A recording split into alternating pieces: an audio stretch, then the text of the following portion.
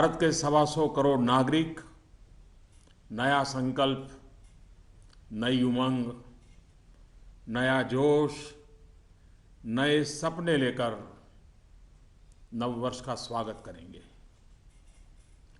दिवाली के तुरंत बाद हमारा देश ऐतिहासिक शुद्धि यज्ञ का गवाह बना है। 125 करोड़ देशवासियों के धैर्य और संकल्प शक्ति से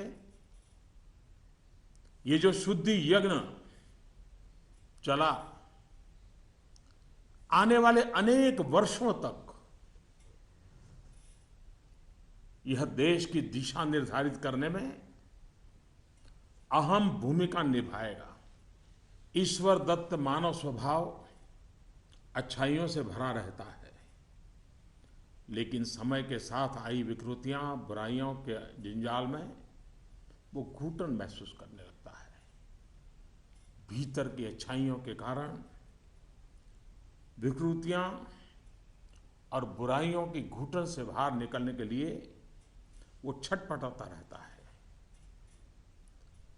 हमारे राष्ट्र जीवन और समाज जीवन में भ्रष्टाचार, काला धन, जाली नोटों के जाल ने ईमानदार को भी घुटने टेकने के लिए मजबूर कर दिया था। उसका मन स्वीकार नहीं करता था, लेकिन उसे परिस्थितियों को सहना पड़ता था, मजबूरन स्वीकार करना पड़ता था। दिवाली के बाद की घटनाओं से ये सिद्ध हो चुका है कि करोड़ों देशवासी ऐसी घुटन से मुक्ति के अवसर की तलाश कर रहे थे। हमारे देशवासियों की अंतर ऊर्जा को हमने कई बार अनुभव किया है। चाहे सन 62 की लड़ाई हो, 65 की लड़ाई हो, 71 की लड़ाई हो, करगिल का युद्ध हो, भारत के कोटि कोटि नागरिकों की संगठित शक्तियों और अप्रतिम देशभक्ति के हमने दर्शन किए हैं। कभी ना कभी बुद्धिजीवी वर्ग इस बात की चर्चा जरूर करेगा कि बाह्य शक्तियों के सामने तो देशवासियों का संकल्प सहज बात है, लेकिन जब देश के कोटि कोटि नागरिक अपने ही भीतर घर कर गई बीमारियों के खिलाफ, बुराइयों के खिलाफ, विकृतियों के खिलाफ लड़ाई लड़ने के लिए मैदान में उतरते हैं, तो वो घटना हर किसी को नए सिरे से सोचने के लिए प्रेरित करती है। दिवाली के बाद लगातार देशवासी दृढ़ संकल्प के साथ, अप्रतिम धैर्य के साथ, त्याग की पराकाष्ठा करते हुए, कष्ट झेलते हुए बुराइयों को पराजित करने के लिए लड़ाई लड़ रहे हैं। जब हम कहते हैं कि कुछ बात है कि हस्ती मिटती नहीं हमारी, कुछ बात है कि हस्ती मिटती नहीं हमारी, इस बात को देशवासियों ने जी करके दिखाया है। कभी लगता था सामाजिक जीवन की बुराइयां, विकृतियां जाने अनजाने में, इच्छा अनिच्छा से हमारी जिंदगी का हिस्सा बन गए हैं। लेकिन 8 नवंबर के बाद की घटनाएं हमें पुनर्विचार करने के लिए मजबूर करती हैं। 125 करोड़ देशवासियों ने तकलीफें झेलकर, कष्ट उठाकर ये सिद्ध कर दिया है कि हर हिंदुस्तानी के लिए सच्चाई और अच्छाई कितनी अहमियत रखती है।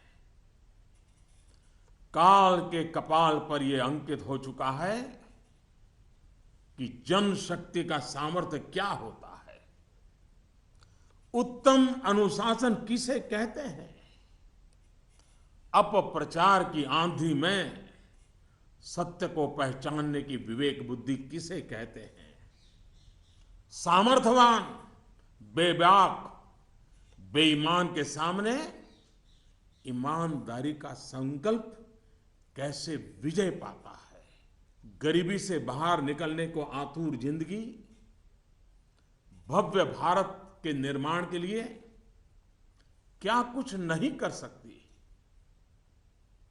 देशवासियों ने जो कष्ट झेला है वो भारत के उज्जवल भविष्य के लिए नागरिकों के त्याग की मिसाल है। 125 करोड़ देशवासियों ने संकल्पबद्ध होकर अपने पुरुषार्थ से, अपने परिश्रम से, अपने पसीने से उज्जवल भविष्य की आधारशिला रखी है।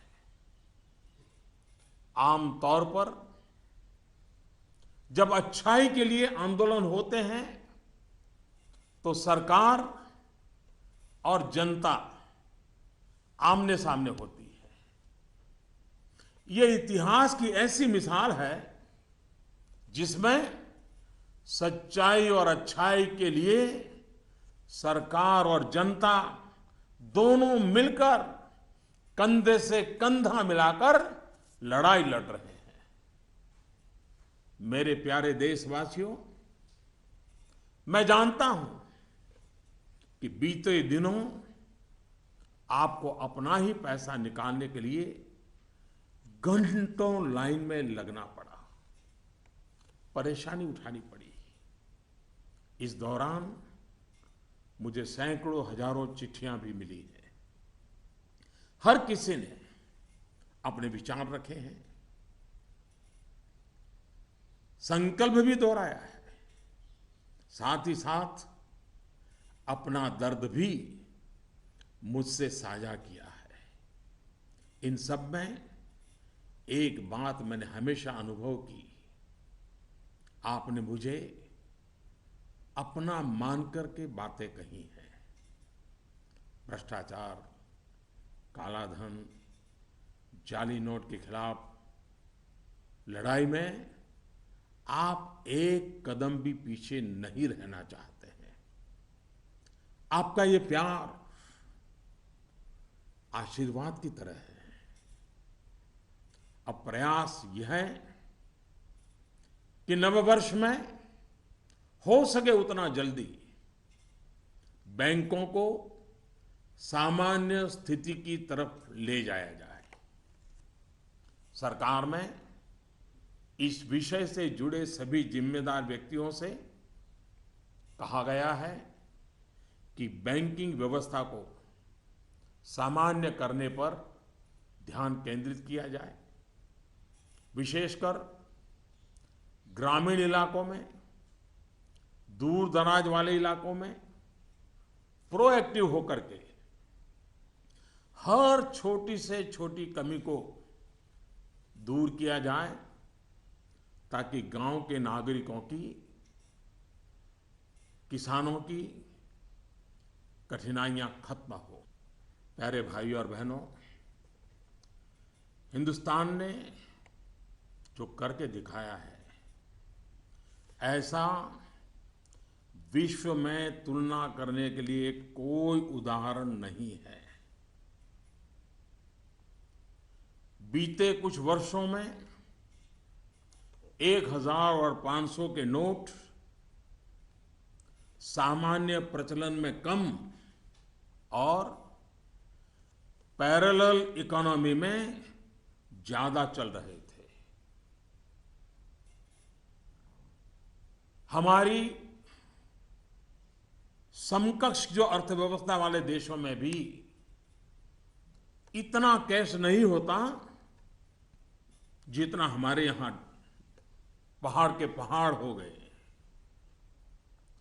हमारी अर्थव्यवस्था में बेतहाशा बढ़े हुए नोट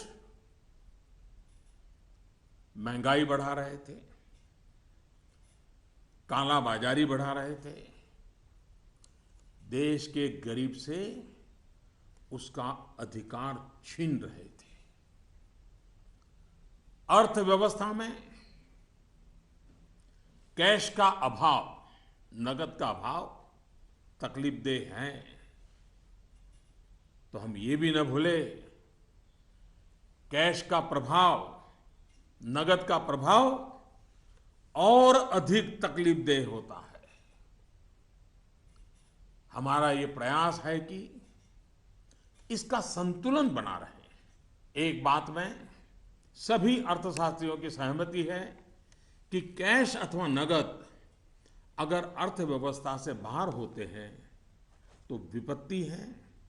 वही कैश या नकद अगर अर्थव्यवस्था की मुख्य धारा में हो तो विकास का साधन बनता है। इन दिनों करोड़ों देशवासियों ने जिस धैर्य, अनुशासन और संकल्प शक्ति के दर्शन कराए हैं, अगर आज लाल बहादुर शास्त्री होते, जयप्रकाश नारायण होते, राम मनोहर लोहिया होते, कामराज जी होते, तो अवश्य देशवासियों को भरपूर आशीर्वाद देते।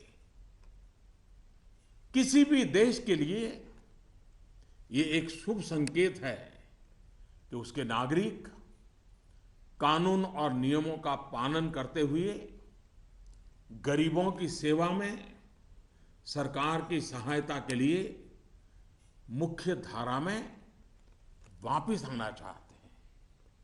इन दिनों इतने अच्छे अच्छे उदाहरण सामने आए हैं जिसका वर्णन करने में हफ्तों बीत जाए। नकद में कारोबार करने पर मजबूर अनेक नागरिकों ने कानून नियम का पालन करते हुए मुख्य धारा में आने की इच्छा प्रकट की है। यह अप्रत्याशित है और सरकार इसका स्वागत करती है।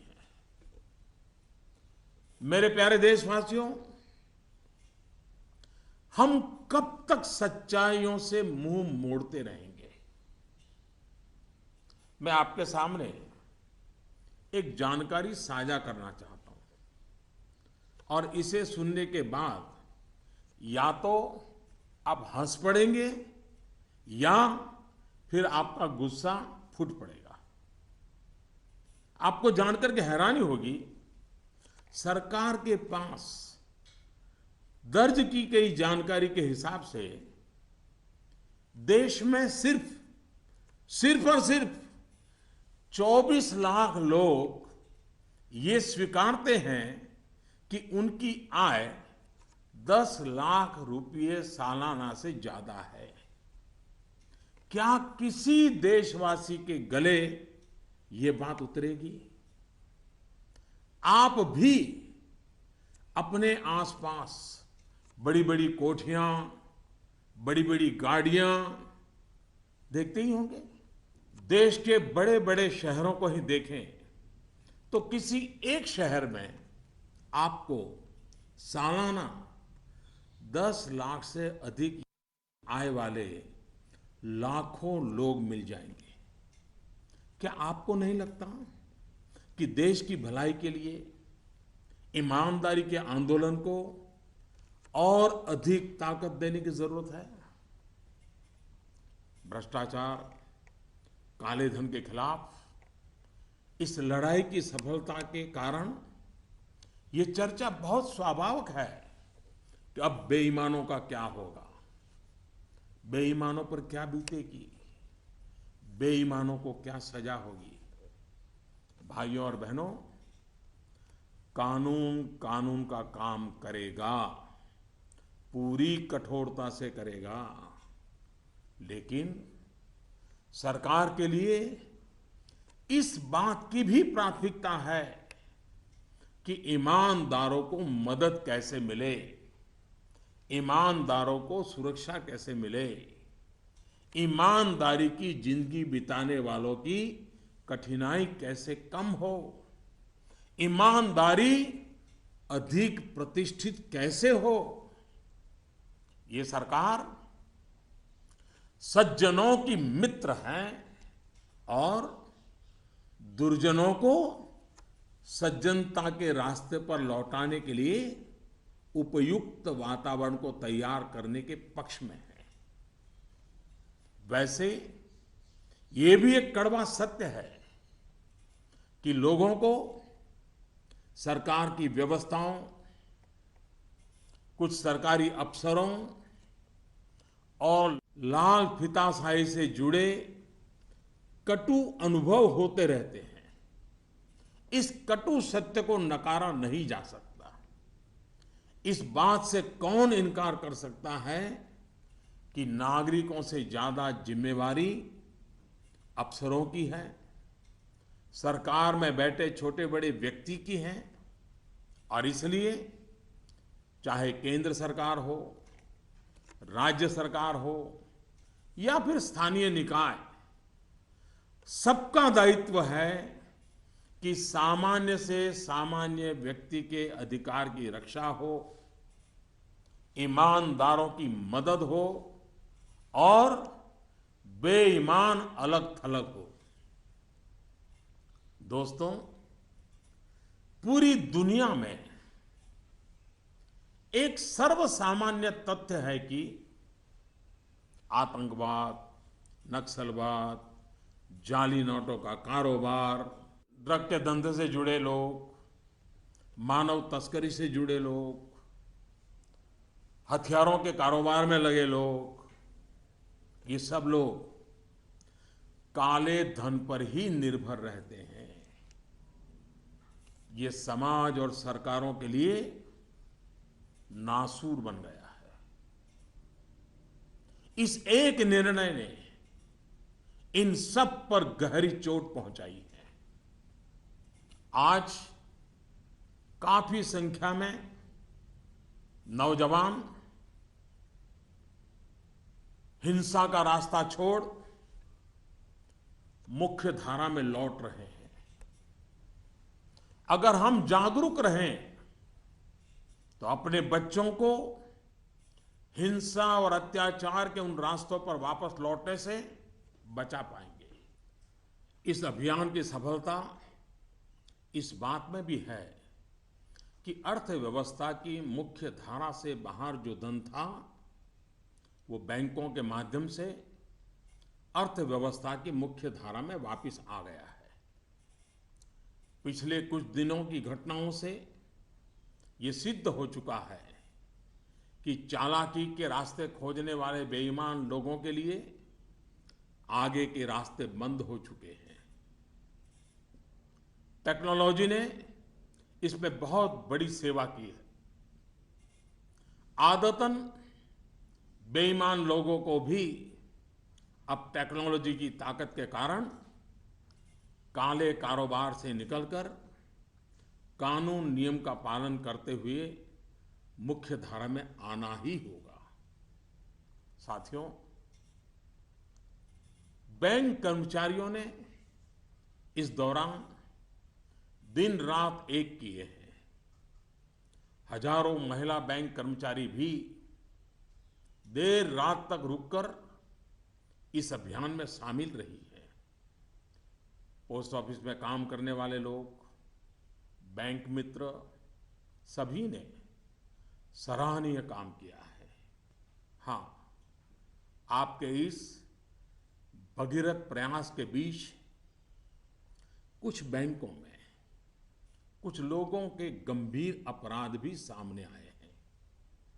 कहीं-कहीं सरकारी कर्मचारियों ने भी गंभीर अपराध किए हैं और आदतन फायदा उठाने का निर्लज्ज प्रयास भी हुआ है। इन्हें बख्शा नहीं जाएगा। भाइयों बहनों, देश के बैंकिंग सिस्टम के लिए एक स्वर्णिम अवसर है। इस ऐतिहासिक अवसर पर मैं देश के सभी बैंकों से आग्रहपूर्वक एक बात कहना चाहता हूं। इतिहास गवाह है कि हिंदुस्तान की बैंकों के पास एक साथ इतनी बड़ी मात्रा में, इतने कम समय में धन का भंडार पहले कभी नहीं आया था। बैंकों की स्वतंत्रता का आदर करते हुए मेरा आग्रह है कि बैंक अपनी परंपरागत प्राथमिकताओं से बाहर निकलकर अब देश के गरीब, निम्न मध्यम वर्ग और मध्यम वर्ग को केंद्र में रखकर अपने कार्य का आयोजन करें। आज पूरा हिंदुस्तान जब पंडित दीनदयाल उपाध्याय की जन्म शताब्दी वर्ष को गरीब कल्याण वर्ष के रूप में मना रहा है, तब बैंक भी लोकहित के, गरीब कल्याण के इस अवसर को हाथ से न जाने दे। हो सके उतना जल्दी लोकहित में उचित निर्णय करें और उचित कदम उठाएं। जब निश्चित लक्ष्य के साथ नीति बनती है, योजनाएं बनती हैं, तो लाभार्थी का सशक्तिकरण तो होता ही है, साथ साथ इसके तात्कालिक और दूरगामी फल भी अवश्य मिलते हैं। पाई पाई पर बारीक नजर रहती है और इससे अच्छे परिणामों की संभावना भी पक्की होती है। गांव, गरीब, किसान, दलित, पीड़ित, शोषित, वंचित और हमारी महिलाएं जितनी सशक्त होगी, आर्थिक रूप से अपने पैरों पर खड़ी होगी, देश उतना ही मजबूत बनेगा और विकास भी उतना ही तेज होगा। सबका साथ, सबका विकास, इस ध्येय वाक्य को चरितार्थ करने के लिए नववर्ष की पूर्व संध्या पर देश के 125 करोड़ नागरिकों के लिए सरकार कुछ नई योजनाएं ला रही है। दोस्तों, स्वतंत्रता के इतने साल बाद भी देश में लाखों गरीबों के पास अपना घर नहीं है। जब अर्थव्यवस्था में काला धन बढ़ा तो मध्यम वर्ग की पहुंच से घर भी खरीदना दूर हो गया था। गरीब, निम्न मध्यम वर्ग और मध्यम वर्ग के लोग घर खरीद सकें, इसके लिए सरकार ने कुछ बड़े फैसले लिए हैं। अब प्रधानमंत्री आवास योजना के तहत शहरों में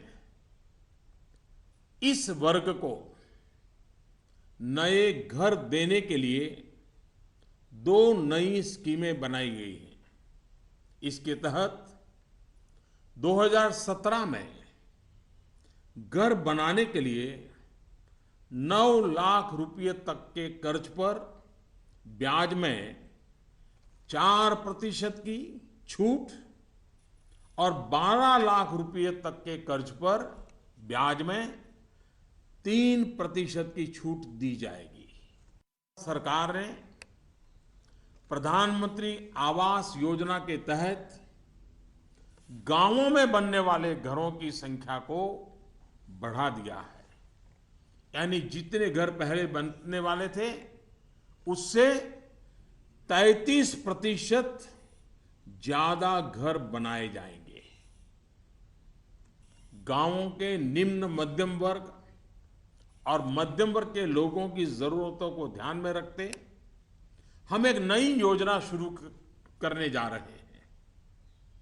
2017 में गांव में रहने वाले जो लोग अपने घर का निर्माण करना चाहते हैं या पुराने घर में कोई विस्तार करना चाहते हैं, एक दो कमरे और बनाना चाहते हैं, ऊपर एक आध नई मंजिल बनाना चाहते हैं, उन्हें 2 लाख रुपए तक के ऋण में 3% ब्याज की छूट दी जाएगी। दोस्तों, बीते दिनों चारों तरफ ऐसा वातावरण बना दिया गया था कि देश की कृषि बर्बाद हो गई है। ऐसा वातावरण बनाने वालों को मेरे देश के किसानों ने करारा जवाब दिया है। पिछले वर्ष की तुलना में इस वर्ष रबी की बुआई में 6% ज्यादा वृद्धि हुई है। फर्टिलाइजर भी 9% ज्यादा उठाया गया है। सरकार ने इस बात का लगातार ध्यान रखा कि किसानों को बीज की दिक्कत ना हो, खाद की किल्लत ना हो, कर्ज लेने में परेशानी ना आए। अब किसान भाइयों के हित में कुछ और अहम निर्णय भी लिए गए हैं। डिस्ट्रिक्ट कोऑपरेटिव सेंट्रल बैंक और प्राइमरी सोसाइटी से जिन किसानों ने खरीफ और रबी की बुआई के लिए कर्ज लिया था, उस कर्ज के 60 दिन का ब्याज सरकार वहन करेगी और किसानों के खातों में ट्रांसफर करेगी। कोऑपरेटिव बैंक और सोसाइटी से किसानों को और ज्यादा कर्ज मिल सके, इसके लिए उपाय किए गए हैं। नाबार्ड ने पिछले महीने 21,000 करोड़ रुपए की व्यवस्था की थी। अब सरकार इसे लगभग 2 गुना करते हुए इसमें 20,000 करोड़ रुपए और जोड़ रही है। इस रकम को नाबार्ड कोऑपरेटिव बैंक और सोसाइटीज को कम ब्याज पर देगा और इससे नाबार्ड को जो आर्थिक नुकसान होगा उसे भी सरकार वहन करेगी। सरकार ने यह भी तय किया है कि अगले 3 महीने में 3 करोड़ किसान क्रेडिट कार्डों को रुपे कार्ड में बदला जाएगा। किसान क्रेडिट कार्ड में एक कमी यह थी कि पैसे निकालने के लिए बैंक जाना पड़ता था। अब जब किसान क्रेडिट कार्ड को रुपे कार्ड में बदल दिया जाएगा तो किसान कहीं पर भी अपने कार्ड से खरीद बिक्री कर पाएगा। भाइयों और बहनों, जिस प्रकार देश की अर्थव्यवस्था में कृषि का महत्व है, उसी प्रकार विकास और रोजगार के लिए लघु और मध्यम उद्योग, जिसे एमएसएमई भी कहते हैं, इसका भी महत्वपूर्ण योगदान है। इस बात को ध्यान में रखते हुए सरकार ने इस क्षेत्र के लिए कुछ निर्णय लिए हैं जो रोजगार बढ़ाने में सहायक होंगे। सरकार ने तय किया है कि छोटे कारोबारियों के लिए क्रेडिट गारंटी 1 करोड़ रुपए से बढ़ाकर 2 करोड़ रुपया करेगी। भारत सरकार एक ट्रस्ट के माध्यम से बैंकों को ये गारंटी देती है कि आप छोटे व्यापारियों को लोन दीजिए, गारंटी हम लेते हैं, अब तक यह नियम था कि 1 करोड़ रुपए तक के लोन को कवर किया जाता था। अब 2 करोड़ रुपए तक का लोन क्रेडिट गारंटी से कवर होगा। एनबीएफसी यानी कि नॉन बैंकिंग फाइनेंशियल कंपनी से दिया गया लोन भी इसमें कवर होगा। सरकार के इस फैसले से छोटे दुकानदार, छोटे उद्योगों को ज्यादा कर्ज मिलेगा। गारंटी का खर्च केंद्र सरकार द्वारा वहन करने के कारण इन पर ब्याज दर भी कम होगी। सरकार ने बैंकों को ये भी कहा है कि छोटे उद्योगों के लिए कैश क्रेडिट लिमिट को 20% से बढ़ाकर 25% करें। इसके अलावा डिजिटल माध्यम से हुए ट्रांजैक्शन पर वर्किंग कैपिटल लोन 20% से बढ़ाकर 30% तक करने को कहा गया है। नवंबर में इस सेक्टर से जुड़े बहुत से लोगों ने कैश डिपॉजिट किया है। बैंकों को कहा गया है कि वर्किंग कैपिटल तय करते वक्त इस बात का भी संज्ञान लिया जाए। कुछ दिन पहले ही सरकार ने छोटे कारोबारियों को टैक्स में बहुत बड़ी राहत देने का भी निश्चय किया था। जो कारोबारी साल में 2 करोड़ रुपए तक का व्यापार करते हैं, उनके टैक्स की गणना 8% आय को मानकर की जाती थी। अब ऐसे व्यापारी के डिजिटल लेन देन पर टैक्स की गणना 6% आय मानकर के की जाएगी। इस तरह उनका टैक्स काफी कम हो जाएगा। दोस्तों, मुद्रा योजना की सफलता निश्चित तौर पर बहुत ही उत्साहवर्धक रही है। पिछले साल करीब करीब 3.5 करोड़ लोगों ने इसका फायदा उठाया है। दलित, आदिवासी, पिछड़ों एवं महिलाओं को प्राथमिकता देते हुए सरकार का इसे अब डबल करने का इरादा है। मैं माताओं बहनों से भी एक बात करना चाहता हूं। गर्भवती महिलाओं के लिए भी एक देशव्यापी योजना की शुरुआत की जा रही है।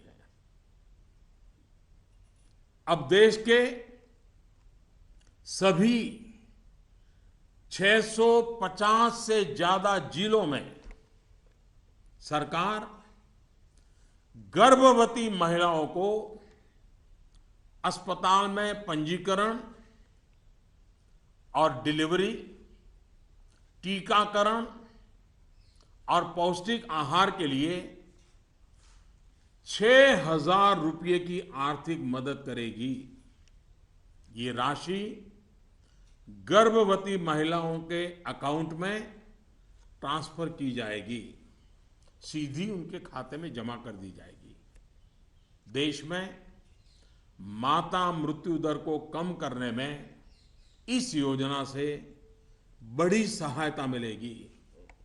वर्तमान में ये योजना सिर्फ 4,000 रुपये की आर्थिक मदद और पायलट प्रोजेक्ट के रूप में सिर्फ 53 जिलों में चलाई जा रही है। भारत में सीनियर सिटीजन्स,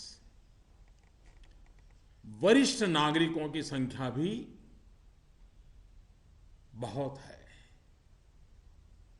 सरकार ने सीनियर सिटीजन्स का भी विशेष ध्यान रखा है। सरकार वरिष्ठ नागरिकों के लिए भी एक स्कीम शुरू करने जा रही है।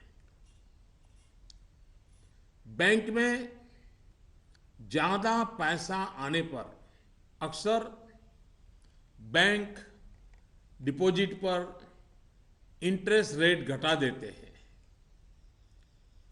वरिष्ठ नागरिकों पर इसका प्रभाव ना हो इसलिए 7.5 लाख रुपए तक की राशि पर 10 साल तक के लिए सालाना 8% का इंटरेस्ट रेट ब्याज दर सुरक्षित किया जाएगा। ब्याज की ये राशि वरिष्ठ नागरिक हर महीने प्राप्त कर सकते हैं। भ्रष्टाचार, काला धन की जब भी चर्चा होती है तो राजनेता, राजनीतिक दल, चुनाव का खर्च, ये सारी बातें चर्चा के केंद्र में रहती है। अब वक्त आ चुका है कि सभी राजनेता और सभी राजनीतिक दल देश के ईमानदार नागरिकों की भावनाओं का आदर करें, जनता के आक्रोश को समझें। ये बात सही है कि राजनीतिक दलों ने समय समय पर व्यवस्था में सुधार के लिए सार्थक प्रयास भी किए हैं। सभी दलों ने मिलकर के स्वेच्छा से अपने ऊपर बंधनों को स्वीकार किया है। आज आवश्यकता है कि सभी राजनेता और सभी राजनीतिक दल होलियर देन दाऊ इससे अलग हट करके मिल बैठ करके पारदर्शिता को प्राथमिकता देते हुए भ्रष्टाचार और काले धन से राजनीतिक दलों को मुक्त कराने की दिशा में सही कदम उठाएं। हमारे देश में सामान्य नागरिक से लेकर के राष्ट्रपति जी तक सभी ने लोकसभा, विधानसभा का चुनाव साथ साथ कराए जाने के बारे में कभी न कभी कहा है। आए दिन चल रहे चुनावी चक्र, उससे उत्पन्न आर्थिक बोझ तथा प्रशासन व्यवस्था पर बने बोझ से मुक्ति पाने की बात का समर्थन किया है। अब समय आ गया है कि इस पर बहस हो, सार्थक बहस हो और रास्ता खोजा जाए। हमारे देश में हर सकारात्मक परिवर्तन के लिए हमेशा स्थान रहा है। अब डिजिटल लेन देन, ऑनलाइन पेमेंट या ई पेमेंट को लेकर के समाज में काफी सकारात्मक परिवर्तन देखा जा रहा है। ज्यादा से ज्यादा लोग इससे जुड़ रहे हैं। कल ही सरकार ने बाबा साहेब भीमराव अंबेडकर के नाम पर डिजिटल ट्रांजैक्शन के लिए पूरी तरह एक स्वदेशी प्लेटफॉर्म भीम लॉन्च किया है। भीम यानी भारत इंटरफेस फॉर मनी। मैं देश के युवाओं से, व्यापारी वर्ग से, किसानों से आग्रह करता हूं कि भीम से ज्यादा जुड़े।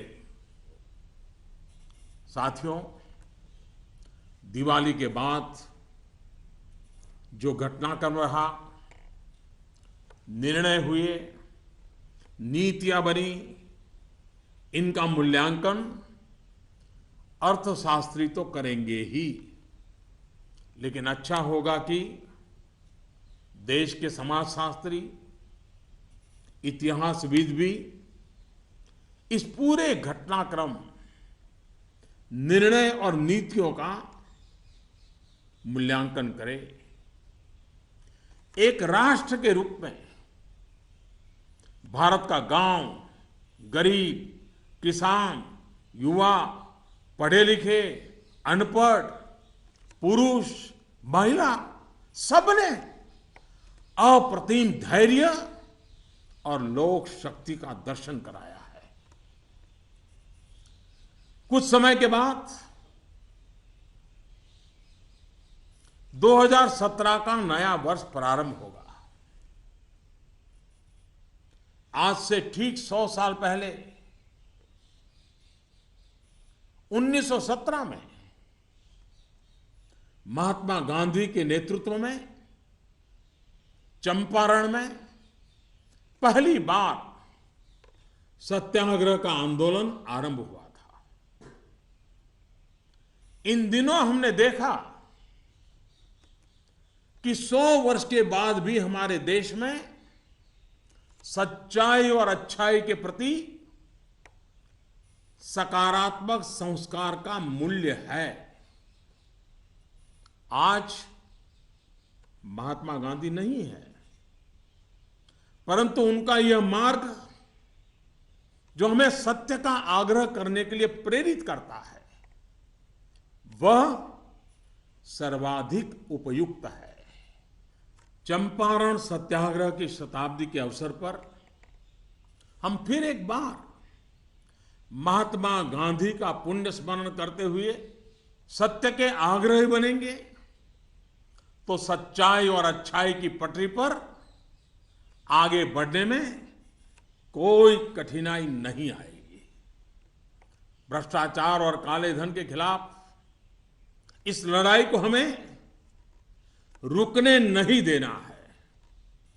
सत्य का आग्रह संपूर्ण सफलता की गारंटी है। 125 करोड़ का देश हो, 65% जनसंख्या 35 साल से कम उम्र के नौजवानों की हो, साधन भी हो, संसाधन भी हो और सामर्थ्य में कोई कमी ना हो, ऐसे हिंदुस्तान के लिए कोई कारण नहीं है कि हमारा देश अब पीछे रह जाए। नववर्ष की नई किरण नई सफलताओं का संकल्प लेकर के आ रही है। आइए हम सब मिलकर चल पड़े, बाधाओं को पार करते चले, एक नए उज्जवल भविष्य का निर्माण करें। बहुत बहुत धन्यवाद। जय Hind.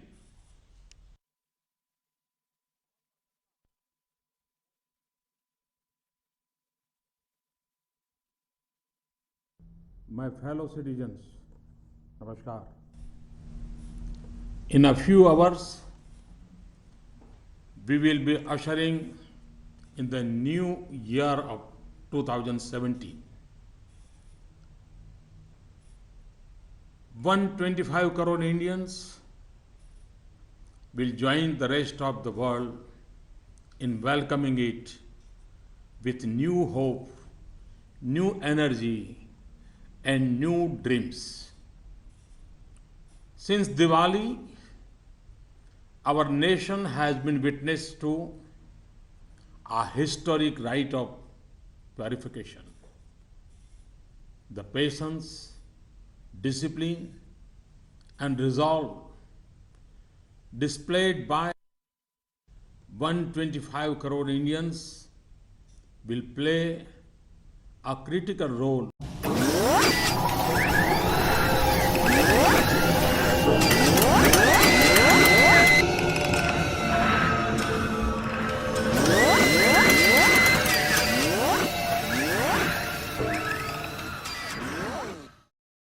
Hello everyone, this is Meena Kumari pursuing Computer Science Engineering from NRI Group of Institution Bhopal.